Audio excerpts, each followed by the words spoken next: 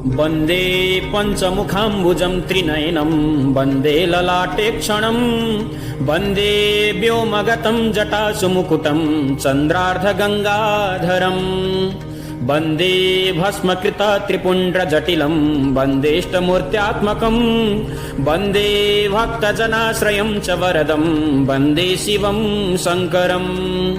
वन्दे कालहरं हरं विषधरं वन्दे मृडं धुर्जटिं वन्दे सर्वगतं दयामृतनिधिं वन्दे नृसिंहापहम् वन्दे विप्रसुरार्चिताङ्घ्रिकमलं वन्दे भगाक्षापहं वन्दे भक्तजनाश्रयं च वरदं वन्दे शिवं शङ्करम् वन्दे मङ्गलराजताद्रिनिलयं वन्दे सुराधीश्वरं वन्दे शङ्करमप्रमेयमतुलं वन्दे इमद्वेषिणं वन्दे कुण्डलिराजकुण्डलधरं वन्दे सहस्राननं वन्दे भक्तजनाश्रयं च वरदं वन्दे शिवं शङ्करम् वन्दे हंसमतीन्द्रियं स्मरहरं वन्दे विरूपेक्षणं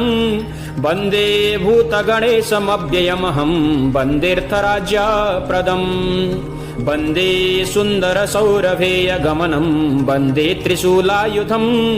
वन्दे भक्तजनाश्रयं च वरदं वन्दे शिवं शङ्करम्।